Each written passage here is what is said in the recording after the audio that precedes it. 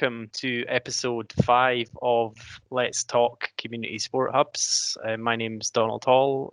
Today I'm welcoming Jayne and Katie, and we're going to have a bit of a chat about the Ullapool Feel Good Festival, which was an event that Katie, as Community Sport Hub Officer in North Highlands, worked with various partners to put on and deliver in November. So it's back to a bit of a lockdown here at the start of the year. So we thought it'd be a really good chance to showcase some of the work that's gone on and continues to go on with the restrictions in place. So welcome, Katie. Great to have you here. Hi, Do you thanks want for to having me. just kick off a little bit and just set the scene, give us a wee bit of background about Ullapool and the hub, and then maybe into the event and how that came about? Sure. So Ullapool Community Sport Hub has been going for over 4 years now, and it is made up of a number of voluntary members and organisations that are based within the local community who form part of a working group, which I go along and support in my role as Community Sport Hub Officer. And Ullapool itself and the surrounding areas so it's about 45 miles northwest of Inverness, little bit out the way. Deepest, darkest Highlands. Yeah, but absolutely stunning location. It's right on the edge of a loch and the sea, and yeah, breathtaking panoramas and just a fantastic environment to be able to get out into and do sports or any sort of activity. So yeah. It sounds like you should be working for Visit Ullapool or Visit Scotland with that, but no, I can testify it's absolutely beautiful up there, and hopefully when restrictions ease again, people can get up there. I'll be heading up there on my holidays. Exactly.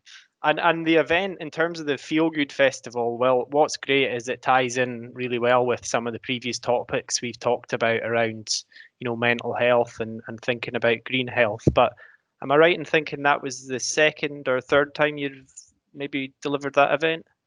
Yeah, so last year's was the second time that we've run it. We ran it for the first time in 2019, and it was really at the a result of the working group wanting to find a way to really build on the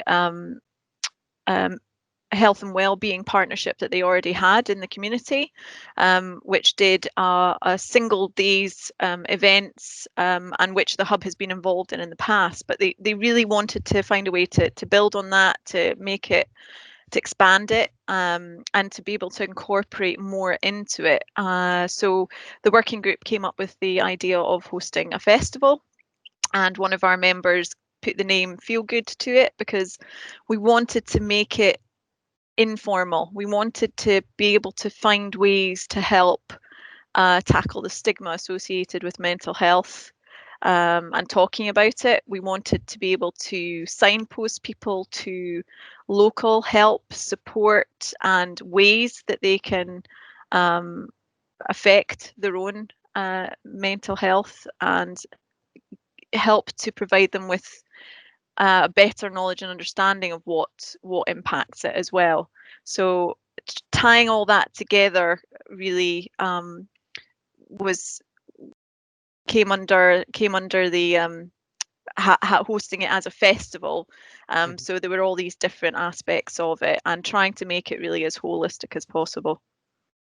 That's fantastic, Katie. I saw the program, and it really was a big program, wasn't it? And very comprehensive. You obviously, I could see from the program you'd worked in partnership with a lot of different organisations. Were they partners who you already had links with, or could you just explain a little bit about how those partnerships developed? Yeah, so you're right, Jayne, and we had a lot of good partnerships within the community already established through the Community Sport Hub, and a number of those members, the very first year that we ran the Feel Good Festival, expressed an interest in being involved.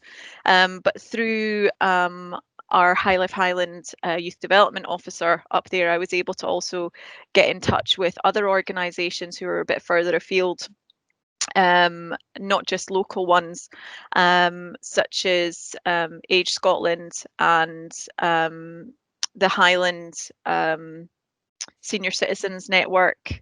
We've obviously already also got connections through Sports Scotland with the likes of Sam H. Yeah. And then there was also Paths for All, local NHS contacts, and really some of those connections had already been made previously, but maybe hadn't been involved in the festival for whatever reason. Right. In the previous year. And I think this year, really, so many people and organisations were looking for ways to get involved and stay active, and more importantly, connect with the communities that they're based in and the people that they were trying to reach. And I think the Feel Good Festival really gave them an opportunity to do that. Yeah, and one of the previous episodes, Kevin over on the Western Isles, made that similar point about reaching out to other organisations and crucially sort of understanding where the shared goals were, and tapping into where that expertise was. And it sounds like you very much did that, Katie, with that huge range of different groups. And when I looked at your program, had everything from yoga, mindfulness, through to beach walks, dance sessions, smoothie making, pizza ovens, a real big wide range, and the likes of the green health packs that you managed to distribute to the community as well. Yeah, so the program this year, I think,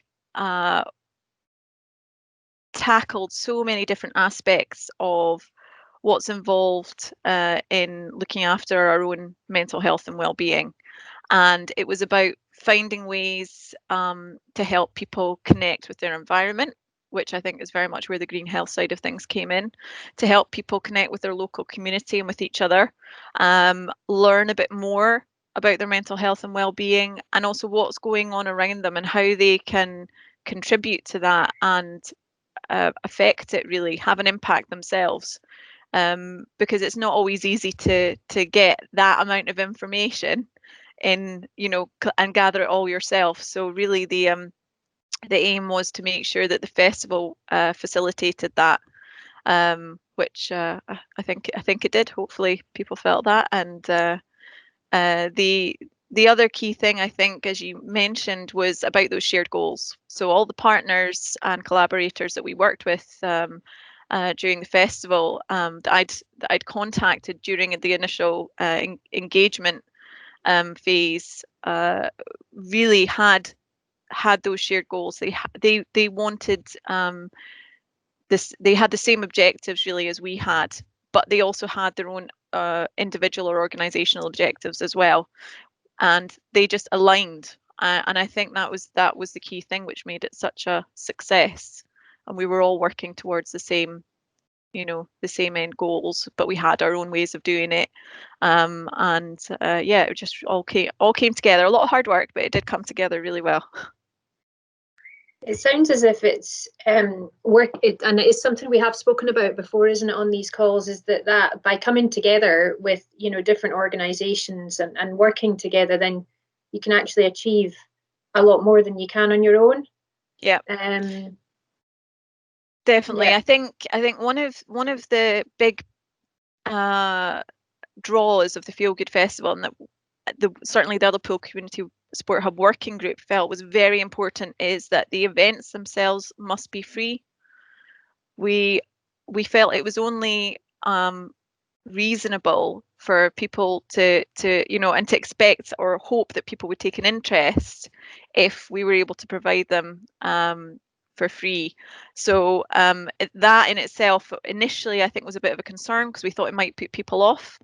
But as I say, because we had those shared goals and common interests with the organisations and the partners who were involved, they were willing and happy to put resources towards it. And I think one of the things which had the biggest impact on not just the type of partners that we were able to connect with, but also the number of partners we were able to connect with, is that we didn't ask them to do something which was outside their normal remit. We wanted them to do what they did best. We wanted to tap into their specialisms and really find a way to link that up with what we were doing. So, for example, we had a wellness. It was a private company who run wellness workshops, and they have a number of life coaches who work for them. They ran a number of free workshops because they felt it was important that the community were aware that they were there, what they did, and that they gave a little bit back. And that was the other thing which I think surprised me, was the number of private organisations and individuals who also got involved. So it was businesses as well as third sector organisations and local volunteers. So we had a really good range of people involved. But you know, it's great to hear that, and it does tie in with something Greg was saying about, you know, the community wanting to support itself, you know, during these times. And you've got a huge range of businesses, private, public sector organisations, all working together to help that community, you know, during that time. So it's really good to hear. And in terms of your role, Katie, in pulling that together, do you want to just talk us through that and any sort of learning you took from that, because it's turned into a huge event that you've headed up? I basically, if you like, sort of chaired the working group specifically for the festival. I mean, it's we've always envisioned it would be a fairly big project, but one which in the first year that we hosted it, there was a really good division of tasks amongst the working group. And I think part of the reason why it was so successful first time round in terms of the how well we were able to divide things up was because we were meeting on a more regular basis, face to face. And I think everyone, because it was in its infancy and first time round running it, everyone wanted it to succeed. So that was something which happened, I think, a bit more first time round. Second time round, we didn't obviously have any face-to-face meetings due to COVID restrictions. We were only able to have a few online where everyone was available at the same time. So that was definitely more of an issue second time round. I was lucky enough to have a couple of Highland colleagues based in the area. That's Ben Bruce, who's the Active Schools Coordinator, and Yvonne Boa, who's the Youth Development Officer. Both were involved, although I would say probably not quite as much as they were previous year. But both played an integral part to actually getting things off the ground, that local communication as well, which was absolutely critical to the success of the project, and making those connections with some people or groups, schools in particular.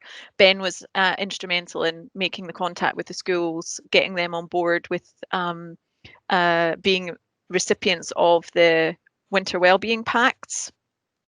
Because those were a big part of the project this year and completely new. So that was one of the steep learning curves that I had to face. So I spent quite a few days down at the Inverness Botanics helping the volunteers down there put together 750 packs, all of which were tailored to the partner that was helping us to distribute it. So the primary school packs were different to the secondary school packs, which were different to the medical practice packs, which were different to the to the community food bank packs. So they were, they were all unique and tailored to the recipients, and that was based on initial communication and engagement that I'd had with the schools, the care homes, the medical practice. And as I say, Ben was a big help in the communication with the schools, because the schools alone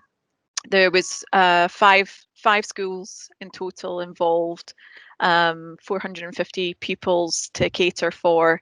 So it was a big task on its own, and then we Yeah, had the definitely. festival running Yeah. alongside it as well. So But it's fantastic you managed to get that help and pull on that, because again in the last episode there was discussion about that our role as hub officers, it's really easy just to try and do everything, but very much sounds like you managed to pull in that support, to help you get such a big event over the line. yeah, Yeah. definitely. Katie, what sort of information was in the packs? What did the packs contain? Just out of nosiness. Yeah, so we had, if you like, we had a sort of basic pack content that went out to everyone, and that was in consultation with Tony Clark, who is the Green Health Officer, and the Botanic Gardens contacts that I had. Ewan, and I'm going to have to double check Ewan's surname, and Pamela, and they were also they were fantastic, absolutely amazing support and help in putting these packs together.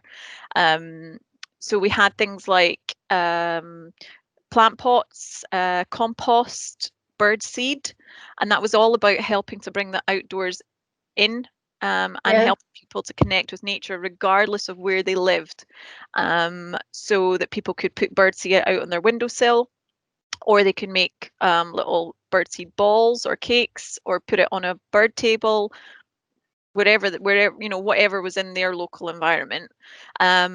The plant pots, again, can be put outside, inside. There was a range of spring bulbs for the care homes, because in conversation with the care homes, they had mentioned they'd just started a new bulb garden, which they were hoping, they'd just started it last spring, and they were hoping it would actually come into full bloom this spring. So they were keen to allow to help the residents actually bring some of that inside, because it was all outside, and some residents obviously have mobility issues, so getting out is not so easy for them.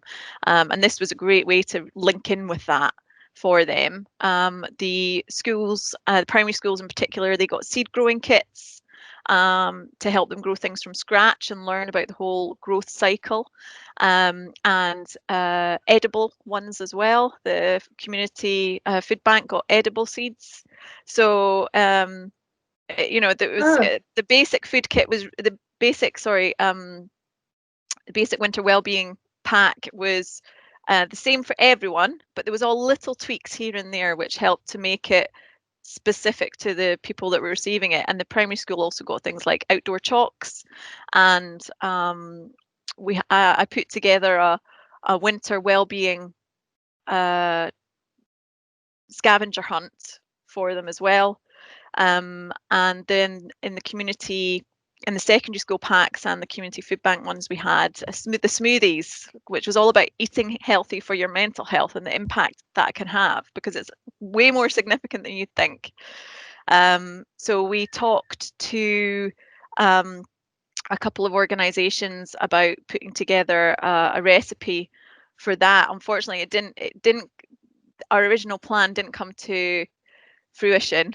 I was going to use a pun there, but didn't quite pull it off. But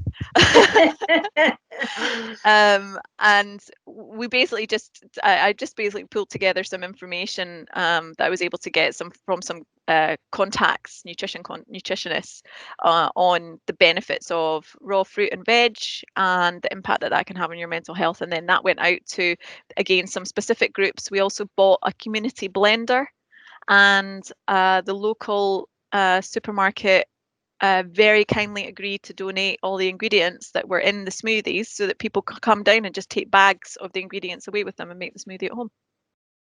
I really like that. I mean, that's just what you've just said.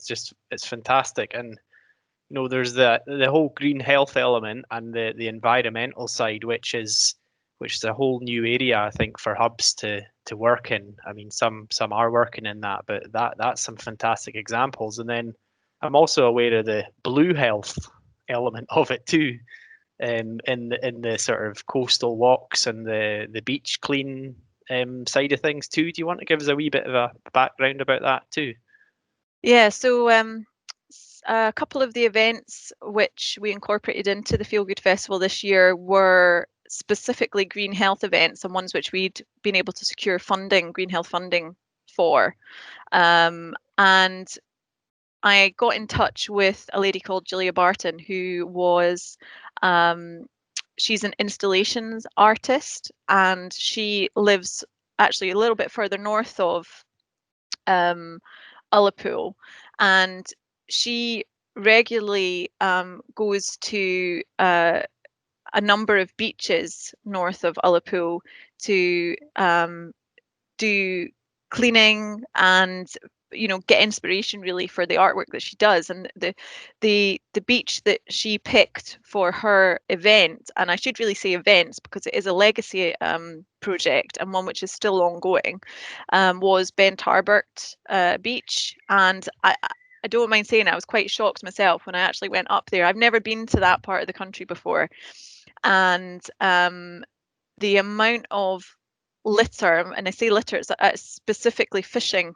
litter. So it's nets, ropes, reels, and just stray bits of plastic, again, which is usually associated with the fishing industry, that washes up on the beach. And I was genuinely shocked when I saw the amount that was on this one little beach, and it's just because of its position. The tide just brings it all in there.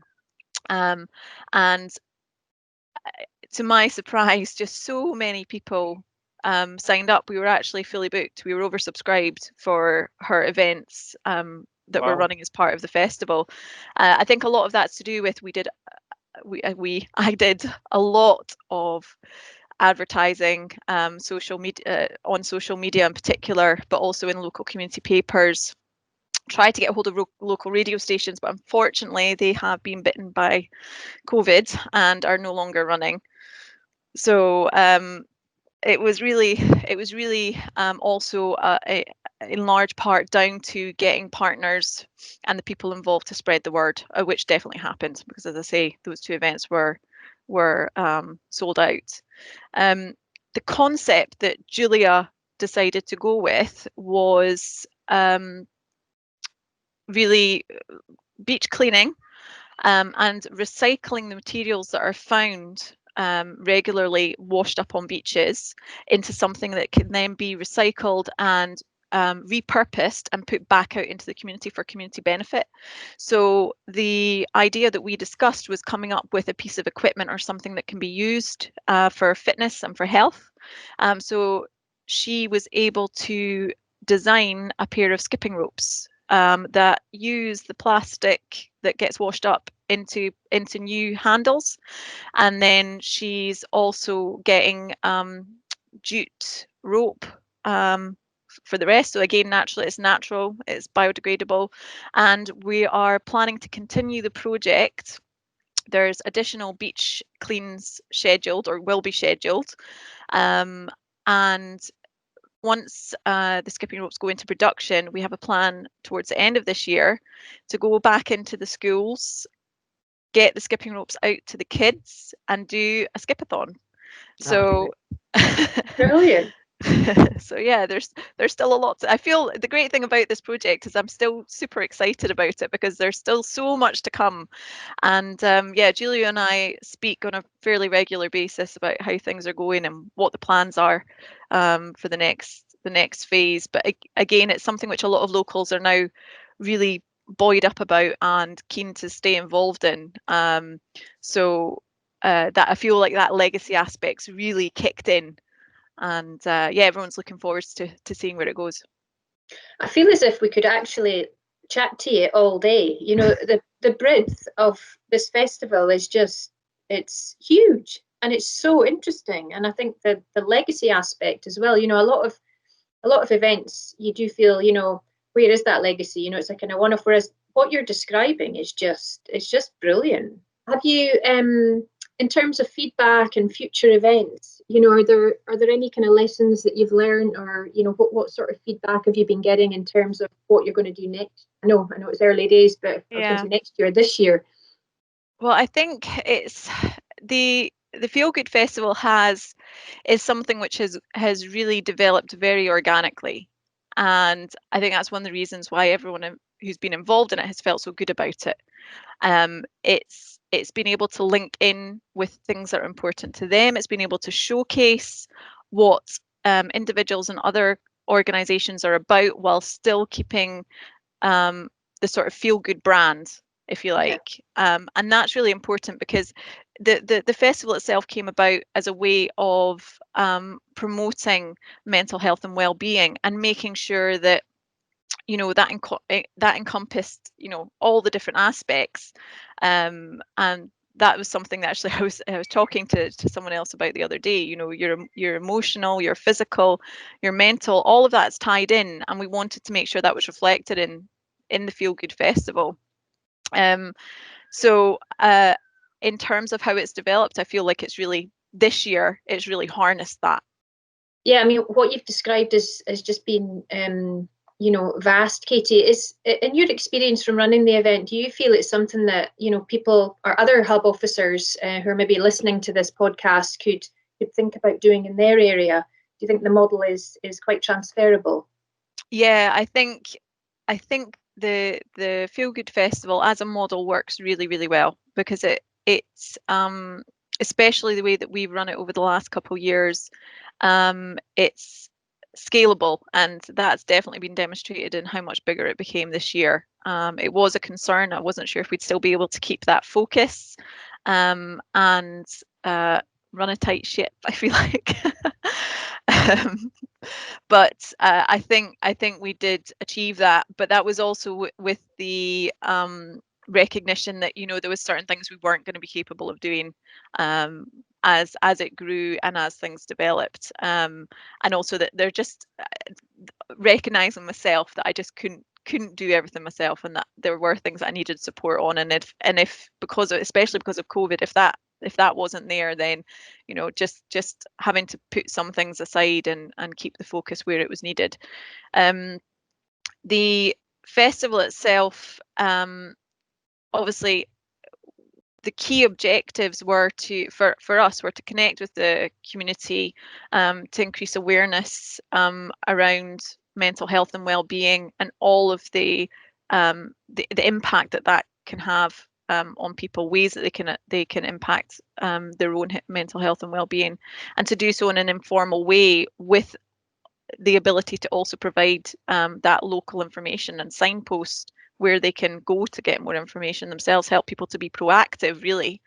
And I think that's something which exists within every community. It's just how you do it. And the Feel Good Festival creates a brilliant vehicle for doing it. It's one which, regardless of what your community makeup is, it's something that people will get behind if that common interest and shared goals, shared agenda is there.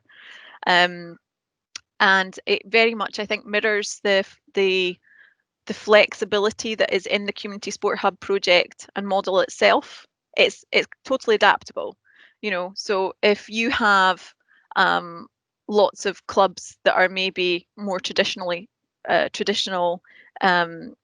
sports clubs, there's still ways that they can get involved. For example, we've got up in Ross Sutherland Rugby Club, they're doing a really big push on girls and women in rugby at the moment, and also in terms of getting over 60s active, walking rugby, and then they've got Tartan Touch and all these things. So there's ways that you can pull all of that in and get different generations within your community active, but also helping them to understand how that activity level will benefit their own mental health and well-being, and helping them to find what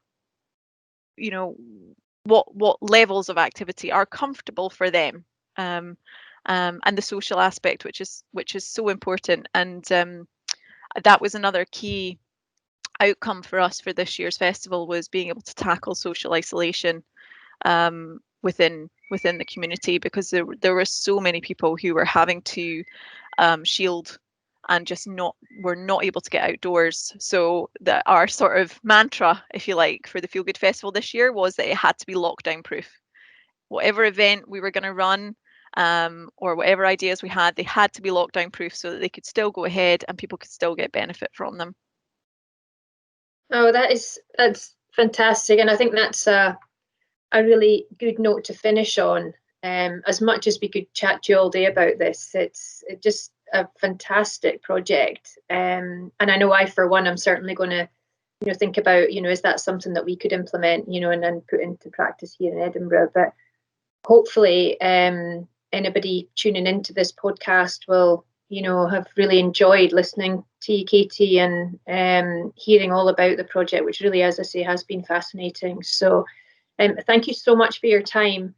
And anybody listening has got any questions, please do get in touch with us. And as always, if there's any topics that you would either like to share with us or would like us to look at discussing on a podcast, please do get in touch with Sports Scotland, and we can get that organised. But thanks again for your time, Katie. I would just say very quickly, thanks Jayne and Donald for the opportunity to talk about it. It's something, as you can hopefully tell, that I'm very passionate and enthusiastic about. To be honest, there isn't much that I'm not, but but it's something which I am keen to get out there more. And on that note, Jayne, I would say anyone who likes the idea of it and maybe isn't sure how to implement it or what would be involved in their own area, please do get in touch with me. My email's out there. I'd be very happy to have a chat with you and go through what I did, what worked, what didn't work, and any tips I think might be relevant to you and your area. And that's something I'm actually doing with a number of CPPs and other community sport hubs, because it's been so well received. It's something that is actually starting to spread naturally and being used by other groups up here. So it's having a bit of a moment, which is great to see. No, brilliant. Thank you so much for that. Thanks again, Katie. That's been really useful. Cheers. Thanks. Thank you.